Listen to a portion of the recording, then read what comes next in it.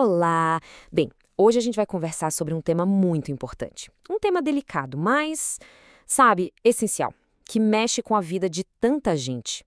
A depressão. E como a nossa fé pode e deve caminhar junto com quem está passando por isso. E vamos começar direto por aqui, por essa pergunta. Porque para muita gente, a conversa começa ou trava exatamente nesse ponto. É uma pergunta que carrega um peso enorme, né? Mistura dor, teologia, às vezes até um certo medo. É uma dúvida que existe, então é por ela que a gente precisa começar. E olha, logo de cara, a análise que a gente está seguindo é muito honesta. Ela nos diz que essa pergunta, por mais comum que seja, é uma verdadeira armadilha.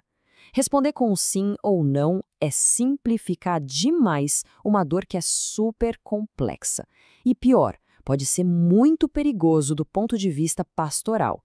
Então, o nosso papo hoje é justamente para a gente desmontar essa armadilha juntos e buscar um caminho de mais compaixão e verdade bíblica. Exato. É uma armadilha, porque ela tenta colocar uma causa mística, para uma das lutas mais profundas do ser humano. O perigo disso tudo é que quando a gente foca em achar um culpado, a gente acaba tirando o foco do que realmente importa. A pessoa que está sofrendo, com toda a complexidade da sua dor. Para a gente poder avançar, é fundamental entender do que estamos falando. Depressão, gente, não é só tristeza, de jeito nenhum.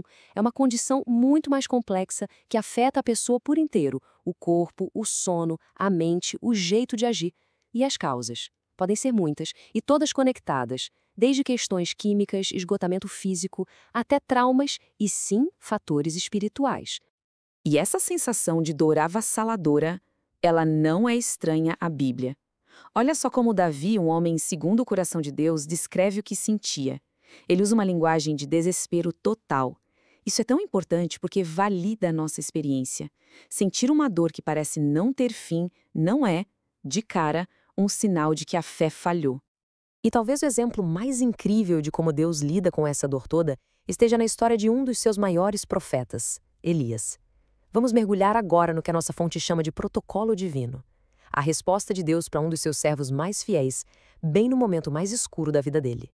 A cena é, nossa, impressionante. Pensa só, Elias, o profeta que peitou centenas de falsos profetas, agora está ali, debaixo de uma árvore, completamente esgotado, pedindo para morrer. E qual é a primeira coisa que Deus faz? Não é uma ordem tipo, tenha mais fé. Não é uma bronca. É cuidado. Cuidado prático, físico e cheio de ternura. Sono e comida. Agora, o ponto que eu acho mais fascinante é a ordem das coisas aqui. Deus segue uma sequência. O passo 1, cuidar do corpo. Depois, o passo 2, o cuidado emocional. Deus para e ouve Elias colocar toda a sua dor para fora. E só então, em terceiro lugar, vem a direção espiritual.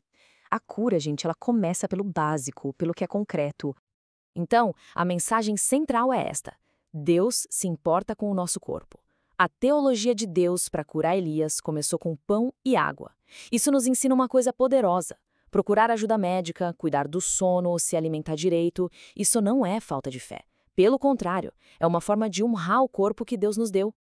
E a lição fica ainda mais profunda. Deus não aparece para Elias num grande show de poder. No vento, no terremoto, no fogo. Ele se revela numa brisa suave. A presença de Deus que cura, muitas vezes, não é um evento barulhento, mas um sustento silencioso, gentil, constante. Certo, com essa base sólida do cuidado integral de Deus, agora a gente consegue olhar para a dimensão espiritual de uma forma mais clara. E aqui a ideia é a gente sair do campo do misticismo, sabe, daquela coisa de caça às bruxas, para entrar no entendimento bíblico do que de fato significa a batalha espiritual, nesse contexto de dor. Olha, este slide mostra a diferença perfeitamente. De um lado, uma abordagem focada no inimigo, que nos leva a repreender a dor como se ela fosse um demônio. Do outro lado, a abordagem bíblica, focada em Cristo, que é uma batalha pela verdade, ou seja, resistir às mentiras que o sofrimento nos faz acreditar e firmar a nossa mente naquilo que é verdade sobre Deus. E essa é a ideia principal, o ponto crítico de toda a questão.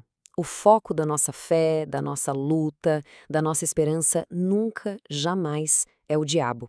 O foco é e sempre deve ser a suficiência de Cristo. A vitória não está em ficar tentando decifrar a escuridão, mas em se fixar na luz. Então, na prática, como funciona essa batalha pela verdade?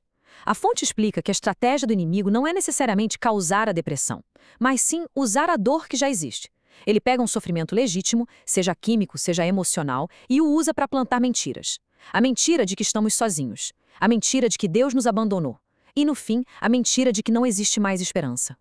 E a resposta para a mentira do isolamento está aqui. A verdade da Bíblia não é que Deus se afasta quando a gente está sofrendo. É exatamente o contrário. Ele se aproxima de quem está com o coração em pedaços. Ele está perto. Essa é a verdade que serve de âncora para a nossa alma quando tudo parece estar desmoronando.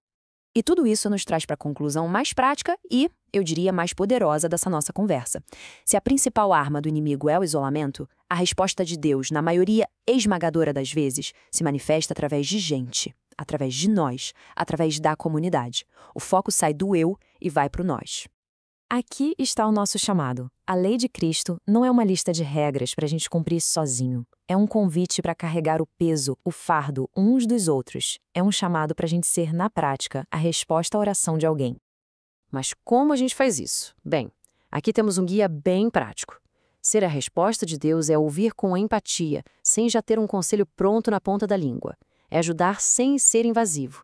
É ser uma presença constante, mesmo no silêncio.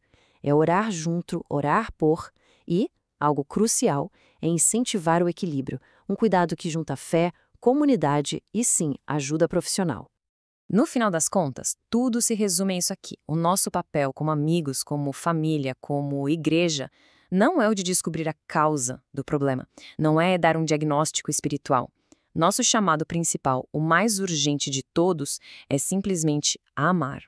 E a gente chega a esta frase que, uau, resume toda a nossa reflexão. A gente costuma pensar que a cura é chegar num estado de felicidade. Mas, segundo a nossa fonte, talvez o verdadeiro antídoto para o isolamento e para o desespero não seja um sentimento, mas uma conexão. O oposto da depressão é a comunidade. E assim a gente termina com essa pergunta que é um convite para a gente agir. Inspirados pelo jeito que Deus cuidou de Elias, a questão que fica é muito, muito prática. Como cada um de nós pode ser pão e água na vida de alguém que está perto e que se sente esgotado nesta semana.